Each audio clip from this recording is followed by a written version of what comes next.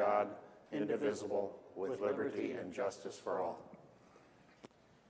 Please join me in a moment of silence.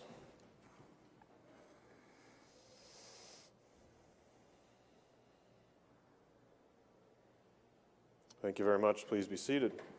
And remember to silence your cell phones if you brought them.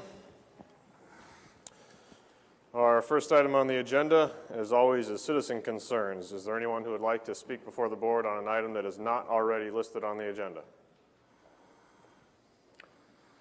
Seeing none, item 2 is approval of the agenda August 22nd today. I'll move it. Second. Second by DeWitt. Discussion. All those in favor say aye. Aye. Opposed say nay. Passes 4-0.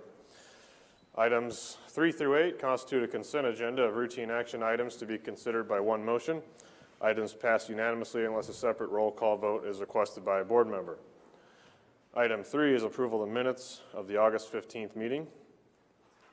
Item 4 is approval of the claims.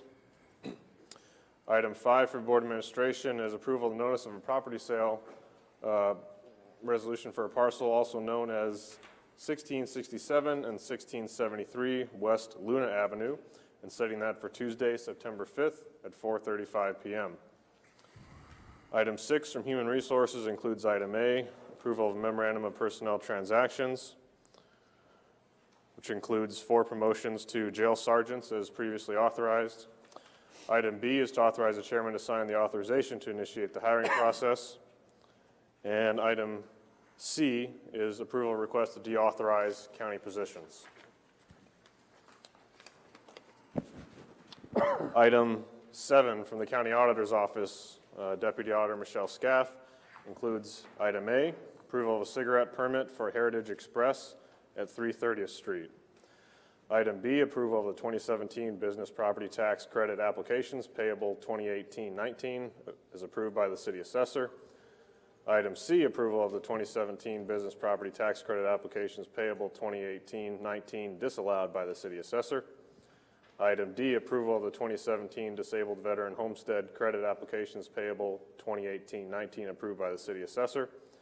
Item E, approval of the 2017 disabled veteran homestead credit applications payable 2018-19 disallowed by the city assessor. Item F, approval of the 2017 homestead and military applications payable 2018-19 approved by the city assessor.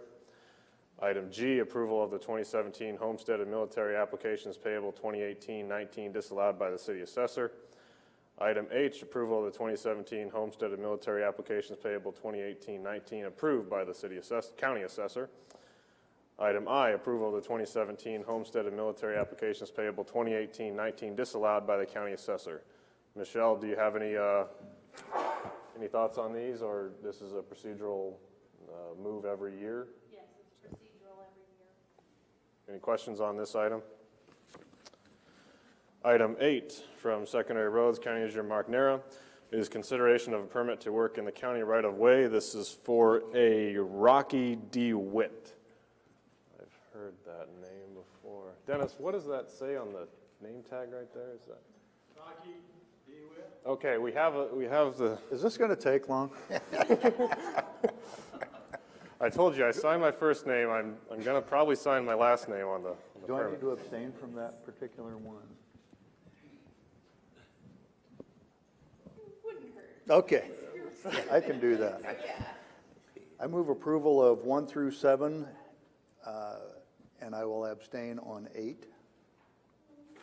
There's a motion to approve the consent agenda with abstention on number 8 from Supervisor DeWitt. I'll second that.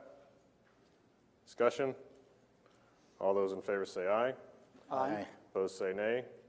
Passes 4-0 with 1 abstention from Supervisor DeWitt on item 8. Congratulations. Thanks, man. You can This go ahead and completes- sign on the last part of Yes. it. This completes the consent agenda. We've reached a 4:35 p.m. set time.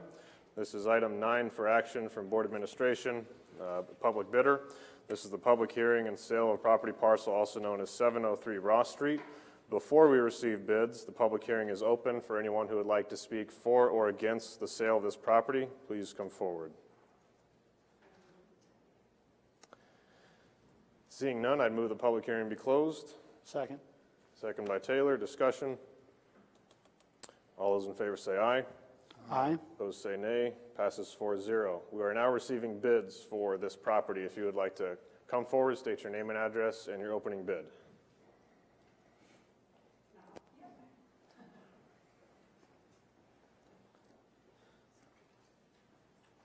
Aloha Grant.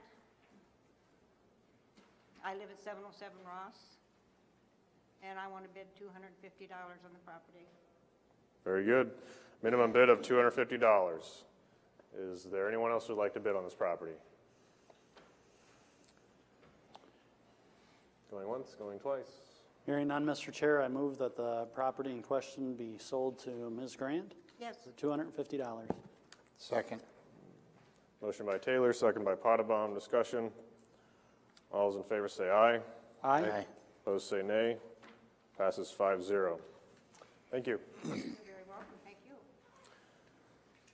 Item 10 is an action item, approval of resolution fixing September 5th at 4:45 p.m. for a meeting on the proposition to authorize a loan agreement and the issuance of notes to evidence the obligations of the county thereunder not to exceed $850,000. Budget Director Dennis Butler. Okay, this is a twofold resolution. We decided to do two things at one time here to save publication costs and other items, other resolutions.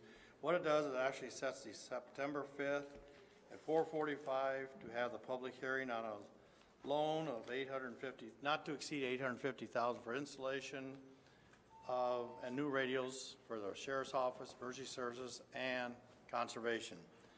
The radios have already been installed, but before we can actually write the check to them, which will be due by October 1st to Motorola, keep up with our agreement, that we have to have this resolution passed, setting a date, which will approve the loan. Actually, what we're doing, we're pre-approving the loan without actually going to bank yet, but this does one formality we won't have to do in May for this particular loan here. Also, there's section 4 on page 3 that lets us spend the money before we get the money. That's a federal regulation that helps our interest-free bonds. So something we haven't done in the past, but we're going to start doing that in the future here, starting today. Very good. Any questions? The actual cost of the radios altogether, I think it's $832,000, but we do put it a little higher just in case something did come up that we'd be authorized to go that high on a loan. But we'll actually borrow exactly what it costs to write the checks. Okay. I'll move that. I'll second the motion by Radig. Discussion. All those in favor say aye. Aye. Opposed say nay. Passes 5-0. Item 11A for action is approval of resolution ratifying, confirming, and approving publication of notice of a meeting of the Board of Supervisors, Woodbury County, on the matter of the proposed authorization of a lease purchase agreement in the principal amount not to exceed $550,000, and the public hearing on the authorization and execution thereof, which is the next item at a 4:45 p.m. set time. So Dennis, would you like to give some opening comments here? Okay, on this particular issue, it's the lease purchase agreement that we're going to approve today, and it has been published in the Royal Papers August 17th, and it has been published in the Journal August 15th to meet the publication requirements. So this is just a resolution ratifying, confirming, and approving the publication of notice. I'll move that. Second. Motion by Raddick, second by DeWitt. Discussion on the resolution. Anything else to add, Dennis? Again, this is not to exceed the $550,000. With our bonding attorney, we always put it a little bit higher just in case something does come up, something changes, but the lease purchase will probably be less than the $550,000. Further discussion? All those in favor say aye. Aye. Opposed say nay. Passes 5-0. We are 5 minutes ahead of our set time, so we will move ahead to item 11C, but we will not act on it until we have achieved a public hearing set 5 minutes from now on item B. So item 11C is for action. This is approval of resolution instituting proceedings to take additional action for the authorization of a lease purchase agreement in the principal amount of not to exceed $550,000 for a sheriff's training center real property. What does that mean, Dennis? Okay, we have, for this one, we have to wait till we have the public hearing. Okay, yep. Yep. So not being officially open, we will still receive comments if there is anyone who'd plan to address the board on this item.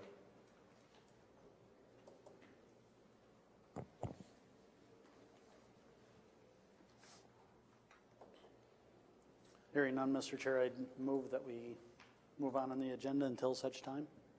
Very well. Item 12 from Secondary Roads, County Engineer, is item A for action, receive and consider bids for project number LBQ10.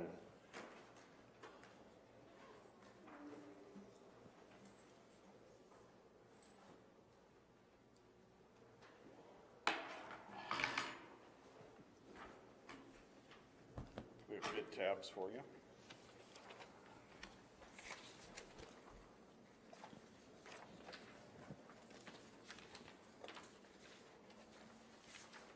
This bridge is on 220th Street southeast of Bronson.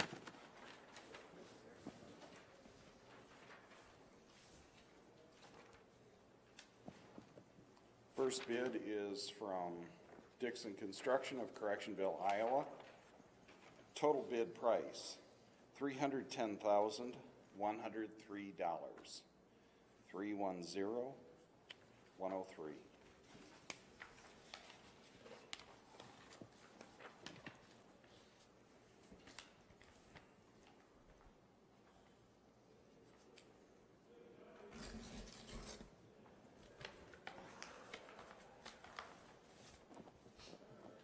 Next bid is from Graves Construction of Spencer, Iowa. Total bid price, $287,089.09. 287,089.09.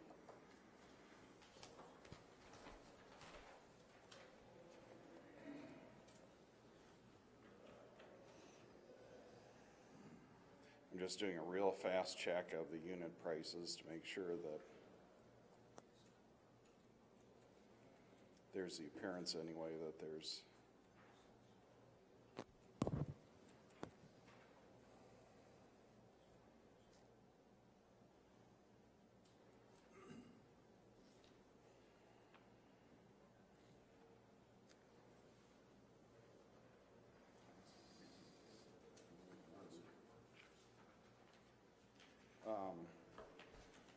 I recommend award of the project for LBQ10. I move the approval of Graves. Second. Motion by Raddick, second by Taylor. Discussion. All those in favor say aye. Aye. Opposed say nay. Passes 5-0. Item B is to approve a contract for propane for Heating County buildings for FY18. Your recommendation is approve the contract for propane supply with Johnson Propane, correct? That is correct, yes. I'd move that. Second. Second by Raddick. Discussion. All those in favor say aye. Aye. Opposed say nay. Passes 5-0. Thank you, Mark. We'll come back to you. Yes, sir.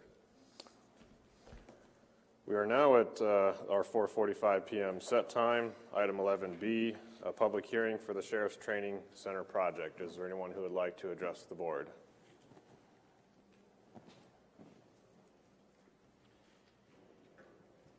Hearing crickets, Mr. Chair, I move that the public hearing be closed. I'll second the motion by Taylor. Discussion. All those in favor say aye. Aye. Opposed say nay. Passes 5-0. We are now on item 11C, approval of the resolution. Dennis?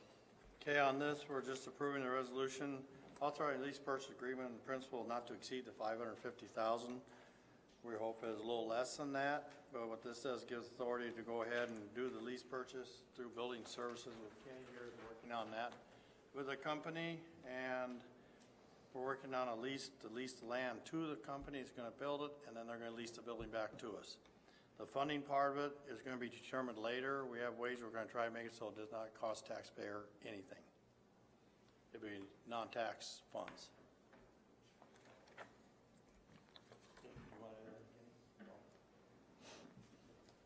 Only that As Dennis said, we're working on a lease purchase agreement.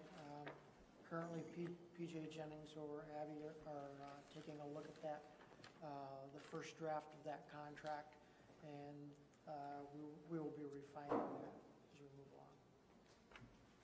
I'll move it. Second. Motion by Potabom, second by Radig, to approve the resolution instituting proceedings to take additional action for the authorization of the lease purchase agreement in the principal amount not to exceed $550,000. Discussion?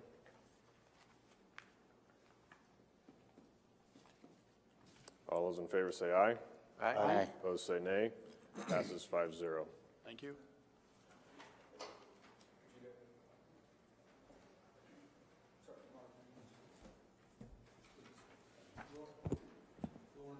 Lauren Moaning with L&L Home Builders is here if you'd just like to meet him. I mean, he came for the meeting. Okay. just in case. So, Lauren, sorry about that. That way at least you were meeting who you, I don't know if you guys have seen the plan yet that we are proposing for the Woodbury County. desired to see. I just wanted you to at least meet the gentleman. Yeah, absolutely. Thank you. That's all right. You'll see it down the road, I'm sure. We did see it too. All right. I am Lauren Moaning, L&L Home Builders out of Marcus, Iowa. And we do Amwood homes besides, but we do a lot of commercial buildings also. So look forward to working with you guys in the future. Likewise. Thanks. Thank Thank you. you. Thanks for coming. Can I just ask one Yes. question? Sorry, as long as you're here, we've seen kind of high-level aerial overview, is what I'd call it.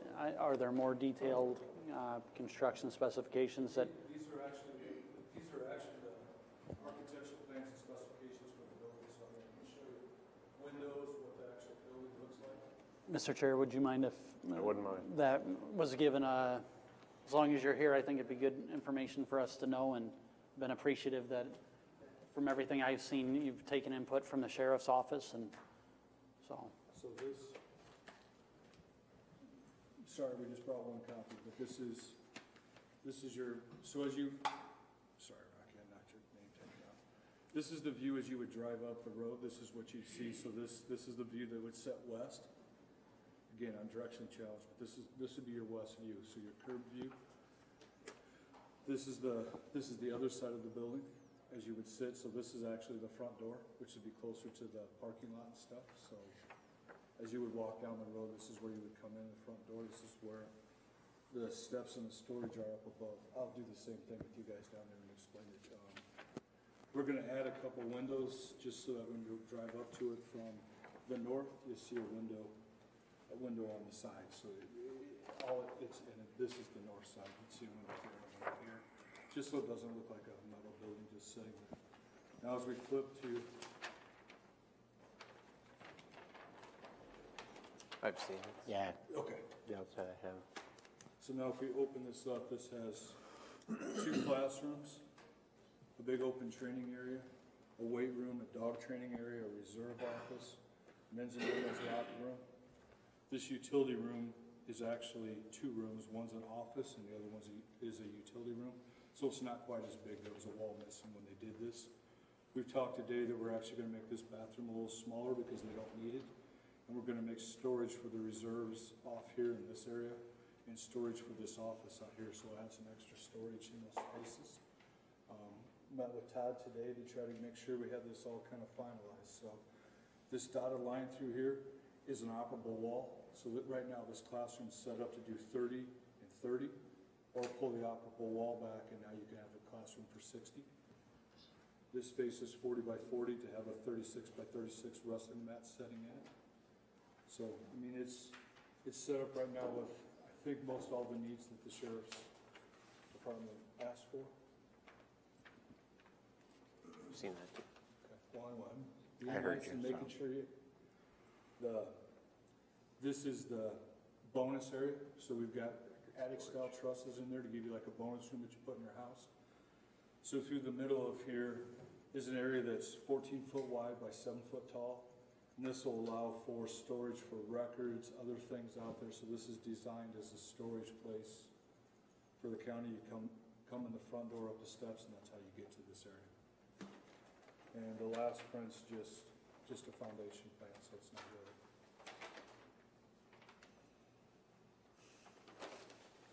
Is that part closed, or is that like a loft up above?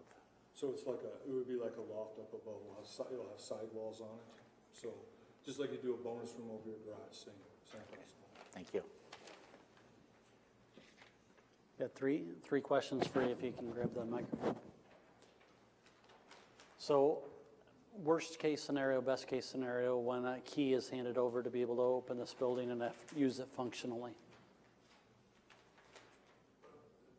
So my question is, what is the best case scenario? As far as completion of the project, Right, and the worst case scenario as far as the timeline of when the sheriff's office could actually turn the key to get in. there's quite a little dirt work that needs to take place first, and we're just kind of getting the prior approval here now. I would like to, depend on our excavator and dirt work, by the middle of September. I'd like to actually get started on this thing if possible, if not even before that. And we'd be looking at roughly about 120 to 150 days. We should be up and running with it. Okay. Mother Nature cooperating. Right. And then maybe there's a question for Kenny and or Shane. Thank you very much. Appreciate it. Appreciate you being here. What is the next phase scenario as far as no entrance, taping up, changing and barring the Prairie Hills facility from further usage, including the cutting of utilities, et cetera, so to speak? And this is a kitchen thing too, I mean, that's. This is a kitchen thing. We are still trying to get kitchen equipment approved. Got that in my backpack to work on tonight. We finally got submittals that I can review. Hopefully I'll have that done and okay those tomorrow morning. And then equipment can be ordered, which will take approximately 4 to 6 weeks to arrive. At that point, we can begin installing it. So that's the trigger point for us vacating that building and shutting operations down. The other thing we need to do there is identify everything that needs to take place to close that facility. We've got some things, decommissioning of the well through the DNR, and some things that we don't have control over. So some of those timelines will come after we've actually maybe locked the doors at some point. But that gives you, I hope, kind of a rough timeline of where we're going to be starting. So approximately end of September for both of those things is what I'm hearing. As far as the construction, no? Lauren will be done, let's just say March, because he needs 120 or 150 days. It's going to start in September. So let's just say it would be March before Lauren would be done. If you're going to wait for the training facility to be complete before you lock the door. It would be underway under construction, but it won't be done till March. Turn the key over to the. Unless we have a boiler failure before that time. Correct. Or some other. Or if things go really good for Another you. inspection that identifies that we have to close, which is a possibility. If the excavator accidentally knocks it down.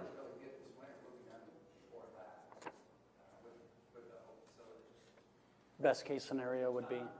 Really, best case scenario, it could be possible, 120 to 130 days we could have for that. The problem is the time I started putting the building up.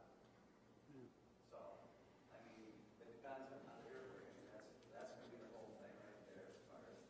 The county has some people that's volunteered to do some of the dirt work. So, that's why I'm kind of hesitant to give you a nail down date.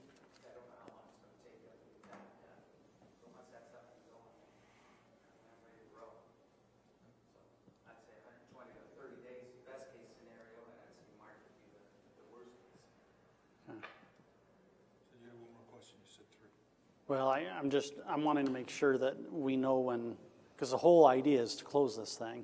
I mean, that was the whole goal in the very beginning, right? So I just want to make sure that we keep our eyes on that and see when is that drop dead date. I can share, Kenny and I have both spent a bunch of time to try to get this kitchen equipment done so we can get the kitchen out, which to me is part of the biggest hurdle to get us out of Prairie Hills, is getting us out of that kitchen. And then I guess my last question, I know we aren't there yet, but is there any anticipation or desire to keep heating? Using the boiler system short of it failing this winter?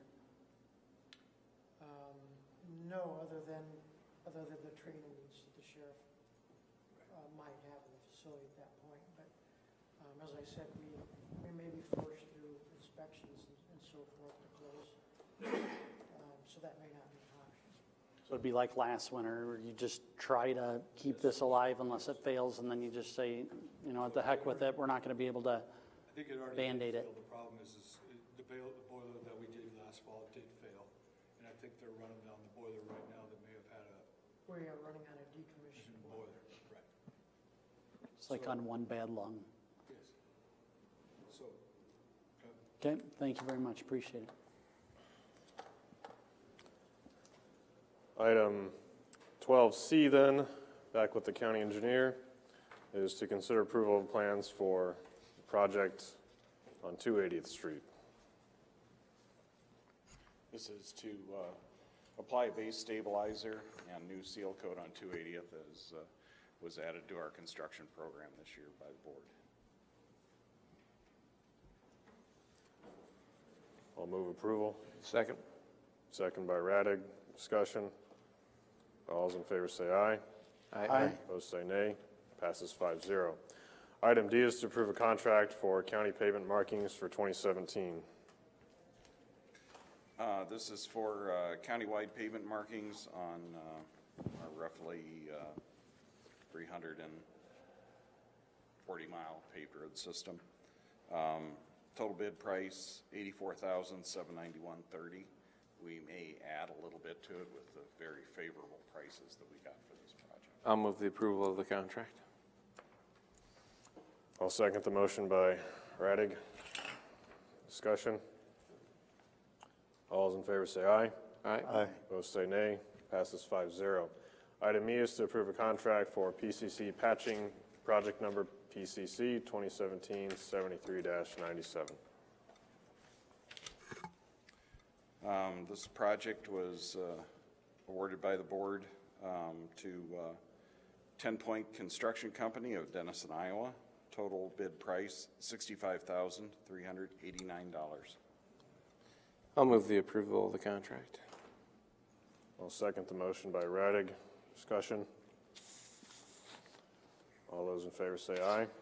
Aye. Opposed say nay. Passes 5-0. Thank you. Thank you very much. Item, Oh, do I have one more? nope, that was it. All right. Did you need anything else done, Rocky? Okay, we're done then. I probably used up all my favors so far, so. Item 13 from Building Services, Director Schmitz, is for action. Item A, approval of courtroom 201 window and structural repair renovation project. The item before you is courtroom 201 in the courthouse for structural repair and renovations. It's the final courtroom in need of repairs. And we receive costs, our CMBA received costs associated with this project. They're slightly higher than the other courtrooms. The reason for that is some additional costs that were discovered in the past courtrooms that we've done that are anticipated in this courtroom, and also some subcontractor pricing that was increased. One in particular was Haberl Tile and Stone. They came to us and just said, "Hey, look, we're not making enough money on this project. We can't hold our price on this final courtroom." Partially that was due to in the past courtroom we just did, they had some additional repairs that weren't anticipated. Some cracks and some marble that were repaired and filled. But I've got Terry Glade with me here today. Terry, if you'd like to come up and explain the project in a little more detail. I can go ahead and just move approval if, I mean, same thing on the next courtroom, pretty much. I'll second for discussion. Okay. Yeah, just Terry Glade, CMBA Architects. Just a quick review, the very first courtroom was done under emergency conditions for about $201,000. We bid out the next the next one, and it was, let's see, that was about $189,000. We did a change order for the next one for the exact, virtually the same amount. And then, as Kenny noted, there was some additional stonework that Harold encountered on the last one. There were some additional metal pieces that we added as a change order on the last one. Those have been incorporated into these current numbers. And so that's really where the cost increase comes from.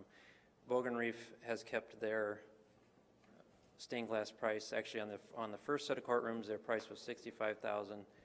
They've kept their price at $55,000 for the remaining three. So we feel that it's fair accounting on their part.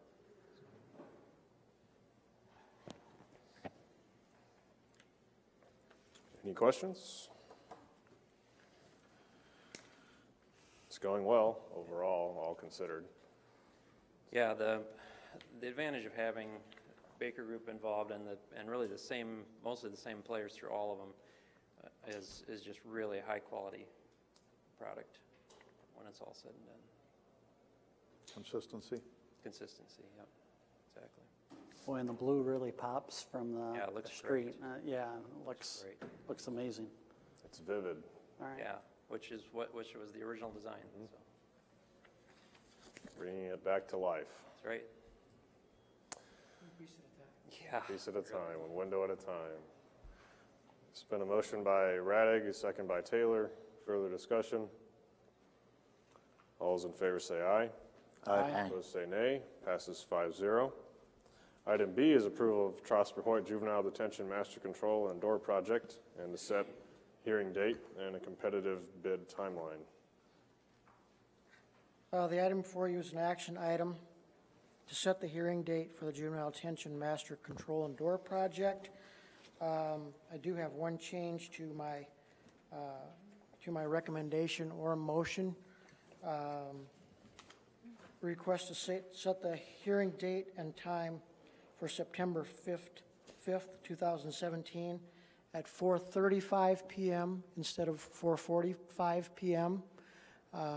If you noted earlier, Dennis set that same hearing date and time, so I'll ask for that change to 4:35 p.m. And also a motion to amend the date that we received to open competitive bids from August 22nd, 3 o'clock p.m. to September 5th, 2017, 3 o'clock p.m. Kind of got the secretarial finger there, so let's.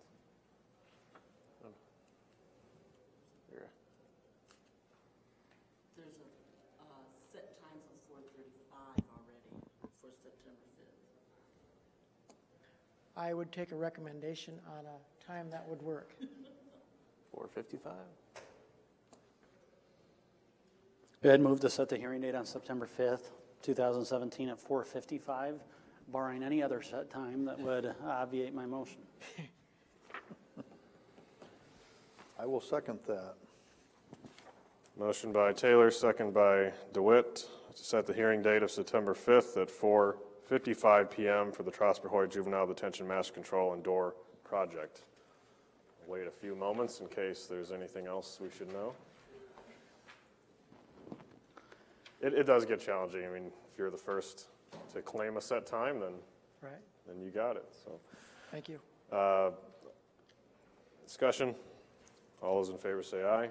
Aye. Opposed say nay. Passes 5-0. The second motion is to amend the date to receive and open competitive bids to September 5th at 3 p.m. I'll move it. I'll second the motion by Radig.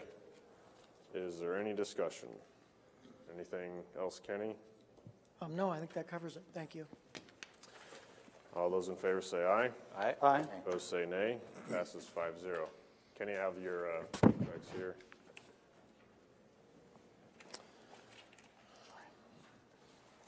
Item 14 then is the chairman's report. Item A is a report on Simcoe Regional Policy and Legislative Affairs Committee. I attended August 17th.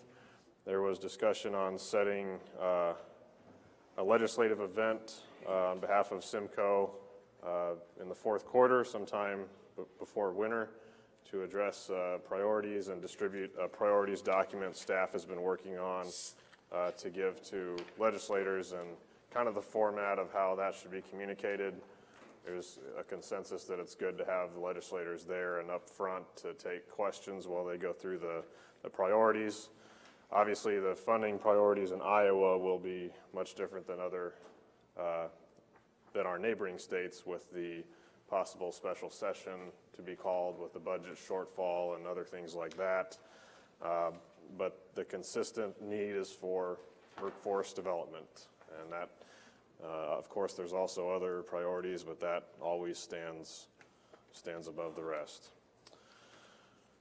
Item B is a department head meeting on August 21st. I attended with Supervisor Radig as a substitute for Supervisor Taylor. We went through some IT updates, which of course we've all migrated to a new platform for email, and it was very good timing, I think, with the changeover in our department head meeting happening on the same day as the migration. We had a refresher on FMLA. There's a lot of steps to complete and T's to cross and I's to dot that Human Resources was good to give some handouts to our staff and help work with them as we go through and make sure we're handling those absences correctly and legally. We also discussed some dates coming up. A historical committee meeting is coming up August 29th. A policy review committee meeting is coming up September 14th. Of course, we have the employee appreciation luncheon coming up September 19th. And then October 4th is slated for our Danbury Town Hall meeting. Not everyone can make it, unfortunately, as is the case, but from reaching out to the Danbury mayor, that really works for their community. They have a monthly community meeting that draws a lot of attendance, and they have a nice little dialogue there, so they're welcoming us and inviting us to that. I also think it's important to have something like that in our third quarter when we can navigate out to that part of the county, because when we get to scheduling our fourth quarter town hall meeting, we don't know what inclement weather may prevent us from safely asking all of our department heads to travel out as far as certainly Danbury. So again, October 4th, 6:30 to 8 p.m. is the time that's planned. That concludes my chairman's report. Do you have a question? Yes, Mr. Chair, thank you. I was going to see on the employee appreciation luncheon, has that been communicated as far as past practice and everything else for new supervisors? I think it has, and we'll be asking for some updated estimates there and a particular menu that will be set. And you've communicated that it's new supervisors that typically bear the cost of that? Right, it's sort of an initiation process. No. Really is that public? I think that's the way I remember it, at least my first year, so appreciate your help. Sounds like selective memory from your first year. Well, it would be great if all supervisors could be there. It's a good time to serve lunch, of course, and set aside that time. But we'll get some more updated estimates and some plans set aside. It's a board office endeavor, so we lean upon the board office and appreciate their help as well. Item 15 is reports on committee meetings. Mr. Taylor. Thank you very much, Mr. Chair. I've got 3 of them. So first one, historic committee meeting. You mentioned, Mr. Chair, appreciate it. Very excited. I think there's some great stuff that's going to happen this next week on Tuesday, looking at the virtual tours. And I am amazed how much has been, the ball's been moved downfield from different people, and I'll credit Jim Jung especially. But we already have 3 full-size banners that are going to be displayed at Art Splash, and which you'll find in the rotunda soon. We already had the walking tour pamphlet that's virtually completely designed, and the poster that Chief Rex Mueller, as an artist, has been working on in collaboration with another artist, So there's a lot that's coming together fast and furious, and I think it's going to be a great thing. And we're trying to also find ways to engage the small towns, newspapers, and the virtual tour. So I think there's some cool stuff, and look forward to reporting back on that. The other two things that I wanted to let you know about, the region meeting, which was on Thursday at 10 a.m., and it was one of the longest meetings in my recent memory. We discussed the allocation through the mental health levy to the Sioux City Community Schools, which is divided up between the majority funding to the Sanford Center and some portion thereof to Siouxland Mental Health. Had a 47.5-minute presentation from the Sanford Center, followed by some discussion. I was appreciative that the region did move for Plymouth County Supervisor Don Cass and myself to approach a school district and ask a very basic question. Are our kids being served well? And then we as elected officials have to see if that's the appropriate use of taxpayer money through the mental health levy. Two interesting things: 5% of all region money goes to the Sanford Center, and 60% of all Sanford Center's funding comes from Woodbury County's mental health levy. Those are things I don't know if the public had known, but we'll continue to lean forward on doing the right thing for kids. Is that in particular Woodbury County's levy or the region's levy? It's the regions. Previous to the region, it would have been Woodbury County's levy, so thank you for the clarification. And then finally, last but not least, the issue that came before us with concerned citizens last week. I hope to put forward some language next week, and I hope to also engage business community and leaders regarding some of the concerns that have been voiced out in rural Woodbury County regarding SAFOs that have been coming up on the horizon. So, here we go. Good. Any other reports? Anybody looking forward to particular committees they want to share? Okay. Item 16 is citizen concerns. Yes. Name and concern, please. I'm Leo Yoakum from Salix. My concern is last week where the citizens were here with regards to the hog confinements. I wanted to wait for the last one because I was wishing that John would be here, and he's not here. But he did make a comment that the data was antiquated, that the DNR uses, and it is not. The DNR in the state of Iowa put their resources together to determine what they needed to set the specs for CAFOs and larger units. Basically, this all came about in the early 90s, in 92. I was one of the larger hog producers in the county at the time. A lot of that came about because of the fiasco in North Carolina. They had all open lagoons, ground source lagoons. They got a lot of rain and they busted. And that manure went all over the place. And Iowa jumped on it right away. And North Carolina had all the 2400s, the 4800s, and on up. We stayed with the 2400s. Most of it is either cement lagoon, very few earthen lagoons, and a lot of them are pitted barns now.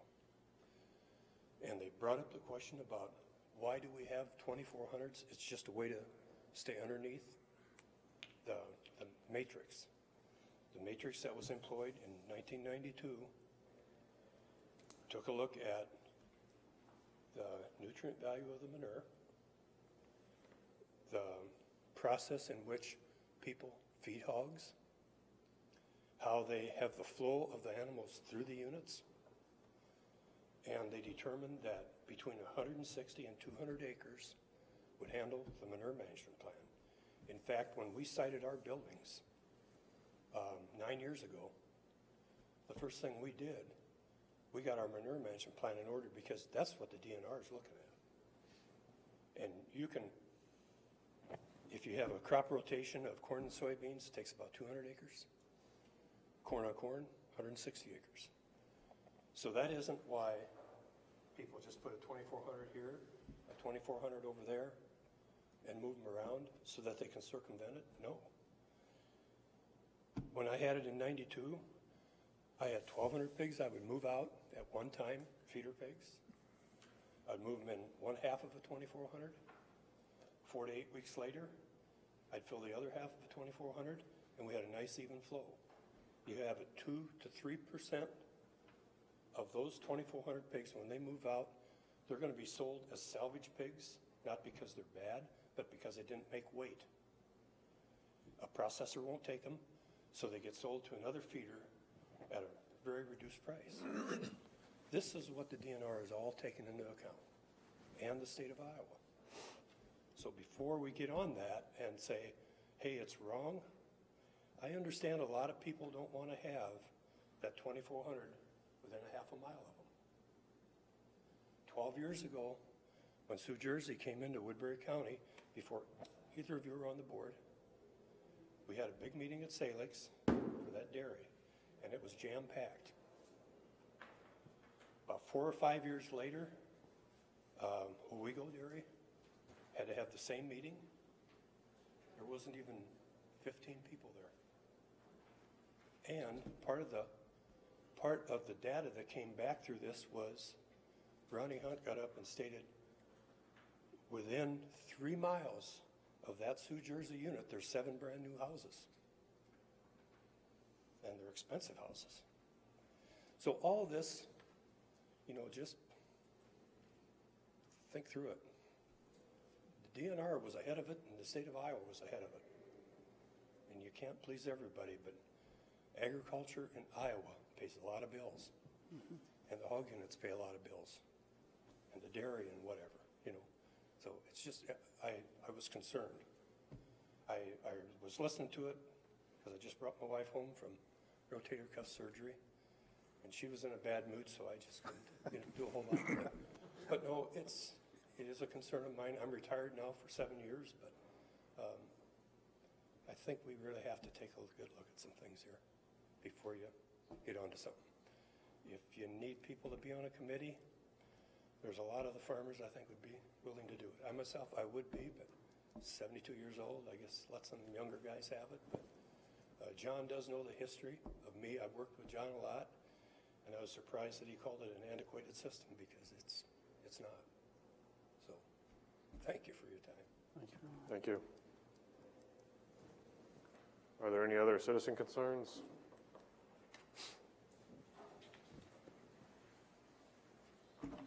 Yes, I'm Eric Nelson from Mobile, and I was at the meeting last week, and I'm maybe not the quickest thinker in the world, but I had a little bit of time to think about the discussion that Mr. Yoakum just was talking about, and I'm sure virtually everyone's heard about the projected revenue shortfall that we're probably all going to suffer through again another year here in Iowa, and it's mainly going to be on the back of agriculture is why that revenue shortfall is coming.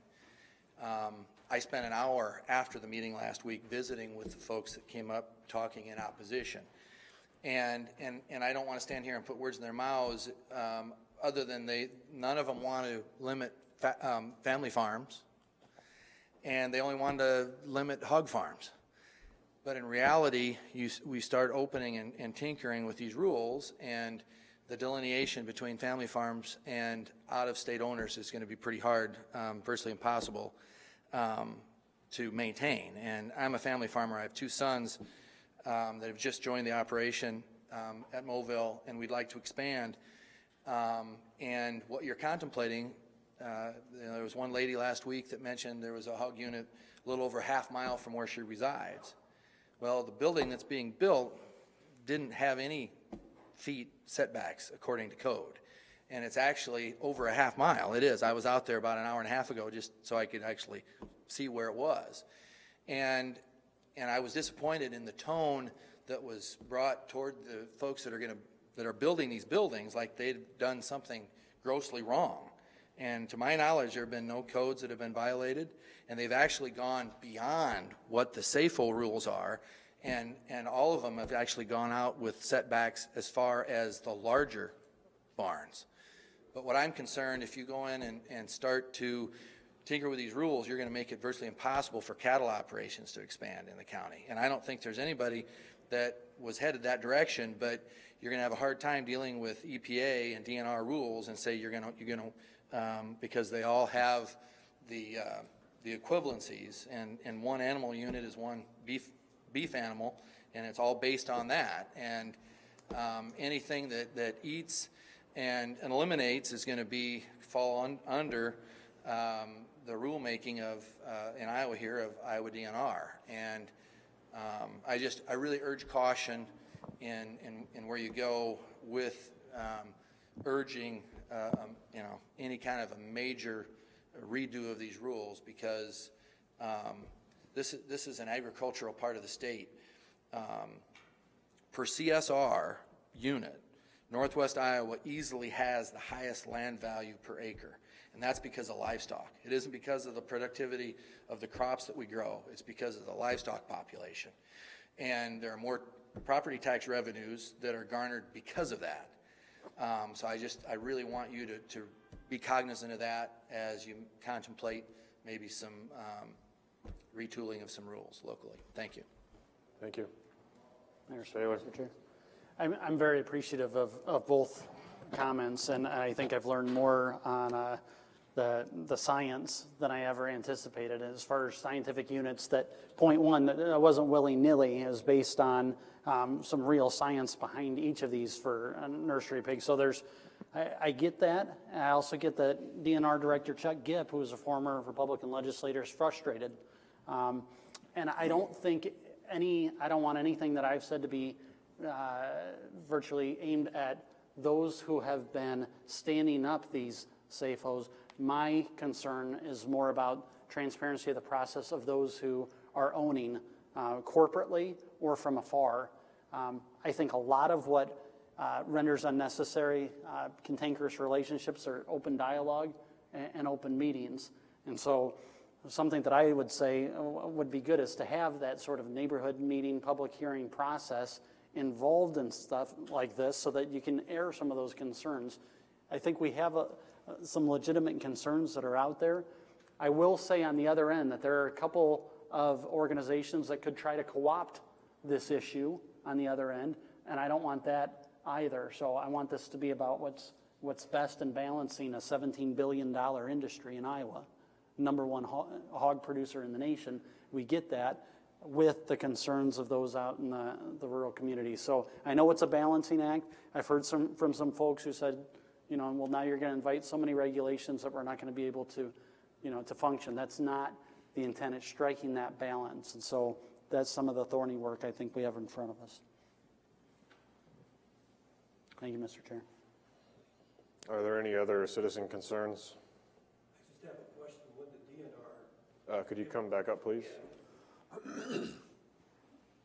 If the DNR does look into this matter, do they come to the county councils and ask for input?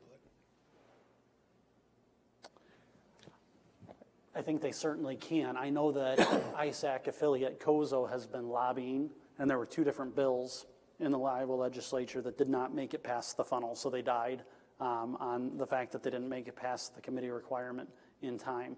I think that that's probably the mechanism by which county voices are heard when they're being represented by the Iowa State Association of Counties, which typically have asked to have the ordinance process enforced. So I think there's two different directions it could go. Either you allow counties to institute their own ordinances in which some would say, hey, we want nothing to do with this, or you have DNR rulemaking that says this is the way it's going to be regarding changes to the master matrix. So I know that they've had policy forums in the past where I have attended them, like most of them are at the high school in Cherokee is where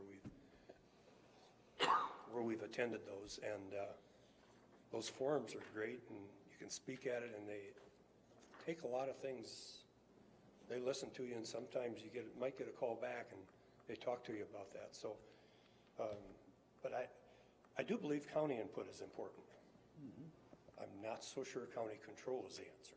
That's the one thing that, but I do believe county input is very important. So. Thank you very much. Any other citizen concerns? Are there any board concerns? Number 17.